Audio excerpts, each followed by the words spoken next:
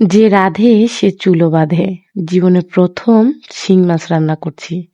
আসসালামু আলাইকুম everyone, welcome back to my another new video. I hope সবাই অনেক বেশি ভালো আছেন। আলহামদুলিল্লাহ, আমি আপনাদের স্বাস্থ্যগঞ্জেবও অনেক বেশি ভালো আছি। তো ওই দিন অনেক বৃষ্টি হওয়াতে বাবা মাছ ধরে নিয়ে এসেছিল। ৩টা বড় বড় শিং মাছ পেয়েছিল, তো সেটাই রান্না করব আজকে। আগে কখনো আমি শিং মাছ রান্না করিনি, ফর দ্য ফার্স্ট টাইম হচ্ছে আমি ট্রাই করছি। আলহামদুলিল্লাহ, সবাই তো দেখে বলছে যে অনেক ভালো হয়েছে এবং খেয়েও বলছে অনেক ভালো হয়েছে। তো এটার জন্য এর মধ্যে দিয়েছে হচ্ছে পেঁয়াজ বাটা, আদা রসুন বাটা, আর দিয়েছে হচ্ছে লাল মরিচের বাটা।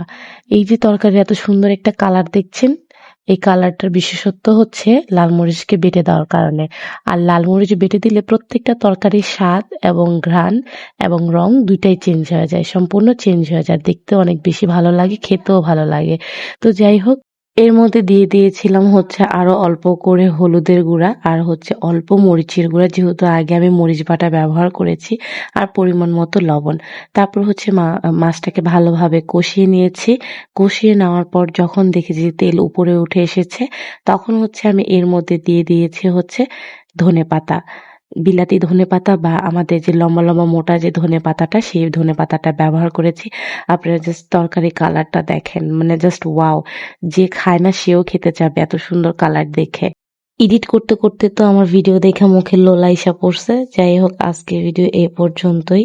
সবাই ভালো থাকবেন, সুস্থ থাকবেন, আমার জন্য দোয়া করবেন। আমার পেজটাকে প্লিজ একটু লাইক ফলো করে দিবেন।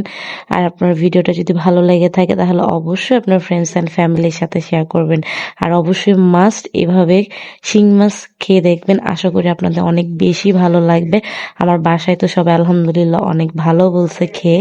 আমি জীবনে প্রথমবারের মতো রান্না করেছি এবং খেয়েছি। জাস্ট তরকারি কালারটা দেখেন, জাস্ট ওয়াও! যাই হোক, আল্লাহ হাফেজ।